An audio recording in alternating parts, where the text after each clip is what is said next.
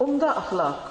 عبداللہ ابن عمر رضی اللہ عنہما سے روایت ہے کہ نبی کریم صلی اللہ علیہ وسلم فحش گو اور بد زبان نہیں تھے، اور آپ صلی اللہ علیہ وسلم فرمایا کرتے تھے بے شک تم میں سب سے بہتر وہ ہے جس کا اخلاق سب سے اچھا ہو.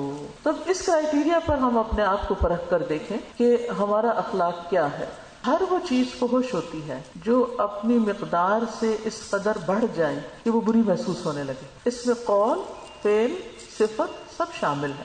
تو اس سے یہ پتہ چلتا ہے کہ جو بد زبان انسان ہوتا ہے وہی بد اخلاق ہوتا ہے. یعنی انسان کی سب سے زیادہ بد اخلاقی کہاں سے پتہ چلتی ہے؟ اس کے زبان کے استعمال سے. تو اس حدیث میں بنیادی طور پر اچھے اخلاق کی ترغیب دی گئی ہے. اچھے اخلاق والے انسان کی فضیلت بیان کی گئی ہے. اچھا اخلاق انبیاء کی صفت ہے. نبی صلی اللہ علیہ وسلم کی تعریف قرآن پاک میں ان کے اچھے اخلاق کی وجہ سے کی گئی ہے. اللہ کے دوستوں کی صفت بھی اچھے اخلاق والا ہونا ہے.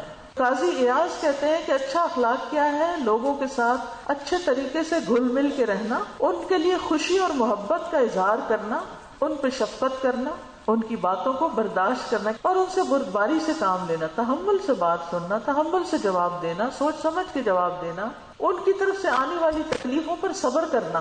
یہ ہو ہی نہیں سکتا کہ کسی انسان سے ہمیں کوئی بھی تکلیف نہ پہنچے. اسی طرح قاضی اعظم کہتے ہیں تکبر اور لوگوں پر زیادتی کو ترک کرتے ہوئے سختی اور غضب اور ان کی پکڑ کے پہلو سے دور رہنا. یعنی لوگوں پہ سختی نہ کی جائے، لوگوں پہ اپنی دھونس میں جمائی جائے، لوگوں کے ساتھ غصے والا برتاؤ نہ کیا جائے، یعنی آرام سے، تحمل سے، سکون سے معاملہ کیا جائے. پھر اسی طرح اچھے اخلاق میں سے ہے لوگوں سے خندہ پیشانی سے ملنا، یعنی مسکرا کے بات کرنا، کھلے دل سے، کھلے چہرے سے. پھر اسی طرح لوگوں کے ساتھ حسن سلوک کرنا، جیسے حدیث میں آتا ہے نیکی اچھے اخلاق کا نام ہے، یعنی ہر نیکی اچھا اخلاق ہے.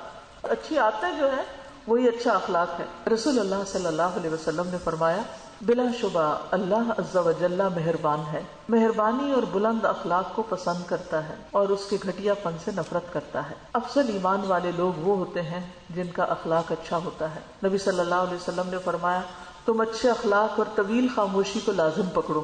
بس اس ذات کی قسم جس کے ہاتھ میں میری جان ہے، مخلوقات نے کوئی ایسا عمل نہیں کیا جو ان دو نیکیوں کے برابر ہو. یعنی باقی مخلوق کے اندر یہ دو نیکیاں کرنے کی صلاحیت نہیں، یا جو بھی نیکیاں کرنے والے ان میں سب سے آگے بڑھنے والے، یعنی کہ جن کے اعمال نامے بڑے بھاری ہوں گے، وہ کون ہیں؟ اچھے اخلاق والے اور بہت سی باتوں کے جواب میں خاموشی اختیار کر لینے والے. دیکھیے فساد کب ہوتا ہے، معاملہ کب بگڑتا ہے؟ جب انسان ایک کے بدلے دو سناتا ہے اور بول کے، سنا کے، غصہ نکال کے، اپنی بھڑاس نکال کے اپنے آپ کو سیٹسفائی کرنا چاہتا ہے، کیونکہ جب تک کوئی بات دل میں ہے تو چین نہیں آ رہا. لیکن عقل مند وہ ہوتا ہے جو بہت سی باتوں کو سنی انسنی کر سکتا ہے. اچھا کوئی بات نہیں، اللہ تو جانتا ہے نا یہ شخص زیادتی کر رہا ہے، تو دوسرے لفظوں میں نے معاملہ اللہ کے سپرد کر دیا، میں خود نہیں اب اس کا بدلہ لوں گا، میں خود نہیں اب اس کے پیچھے پڑوں گا، میں نے معاملہ اللہ کے سپرد کر دیا.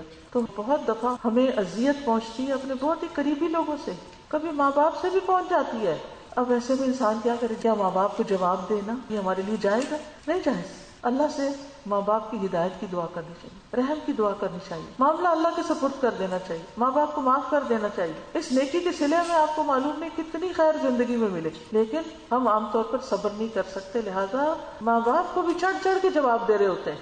اچھا اخلاق جنت میں داخلے کا سبب ہے. رسول اللہ صلی اللہ علیہ وسلم نے فرمایا لوگوں کو سب سے زیادہ کثرت کے ساتھ جنت میں اللہ کا تقویٰ اور حسن اخلاق لے کے جائیں گے. مومن اپنے اچھے اخلاق سے روزہ دار اور قیام کرنے والے کا درجہ حاصل کر لیتا ہے. جو سارا دن روزہ رکھے اور ساری رات قیام کرے، اس کا جتنا اجر ہوتا ہے اتنا اس اچھے اخلاق والے کا اجر ہے. اس کے برعکس بد اخلاقی کی مذمت ہے. بد اخلاق لوگ قیامت کے دن نبی صلی اللہ علیہ وسلم سے بہت دور رکھے جائیں گے. آپ نے فرمایا سب سے زیادہ ناپسندیدہ اور قیامت کے دن میرے سے دور رہنے والے وہ ہیں جو زیادہ باتیں کرنے والے، بلا سوچے سمجھے، بلا احتیاط بولنے والے اور تکبر کرنے والے ہیں. اور یہ بد اخلاقی کی علامتیں ہیں. پھر اسی طرح یہ ہے کہ نبی صلی اللہ علیہ وسلم انک لعلی خلق عظیم، اخلاق کی بلندیوں پر فائز تھے. تو ہمیں بھی آپ کی سنت کی پیروی کرتے ہوئے آپ کے طریقوں کو اپنانا چاہیے، تب ہمارا اخلاق درست ہوگا. تو ایک ٹپ اچھے اخلاق کے بارے میں، اپنی زبان کو کنٹرول کرنا شروع کریں. بس احتیاط سے بولیں، چیخ چلا کے نہ بولیں، بلا تحقیق نہ بولیں، کسی کو تانا نہ دیں، کسی کا دل نہ دکھائیں، غیبت نہ کریں، کیونکہ یہ سارے گناہ زبان ہی سے ہیں. اور پھر بےہودہ گوئی نہیں ہونی چاہیے. عبداللہ بن مسعود کہتے ہیں مومن کے اخلاق میں سب سے زیادہ قابل ملامت بےہودہ گوئی ہے. اپنے گھر والوں سے پوچھیں کہ آپ اخلاق کے کس درجے پر. حضرت عائشہ نے نبی صلی اللہ علیہ وسلم کی گواہی دی تھی کہ آپ کا اخلاق قرآن، جو قرآن کہتا ہے وہ سب کچھ آپ کے اخلاق میں موجود ہے. ہمارے گھر والے ہماری کیا گواہی دیں گے؟ کسی نے اگر ہمیں ایک پتھر مارا، ہم دو نہ مارے تو ہمیں چین نہیں آتا. تو اس عادت کو چھوڑ دیں، چپ ہو جائیں، خاموشی اختیار کر لیں، اگنور کر دیں. تو آپ دیکھیں تھوڑی دیر میں جاگ بیٹھنے لگے، شعلے کم ہو جائیں اور معاملہ درست ہو جائے گا اور آپ پار لگ جائیں گے. اگر اچھے اخلاق کی وجہ سے جنت ملتی ہے تو پھر اس سے بڑھ کے کیا چاہیے؟ اس سے بڑھ کر تو کوئی کامیابی ہے ہی نہیں. اگر کوئی آپ کے ساتھ زیادتی کر رہا ہے تو تحمل سے بتا دیں کہ مجھے آپ کی اس بات سے بڑی تکلیف ہوتی ہے، آپ ایسا نہ کریں. ہمارا دین چاہتا ہے کہ ہمارا ماحول پیسفل ہو. جنت امن والی جگہ ہے، وہ امن ہمیں یہاں سے لے کے جانا ہوگا، ساتھ پر امن رہنا ہوگا، اور پر امن اچھے اخلاق کے ساتھ ہی ہوا جا سکتا ہے.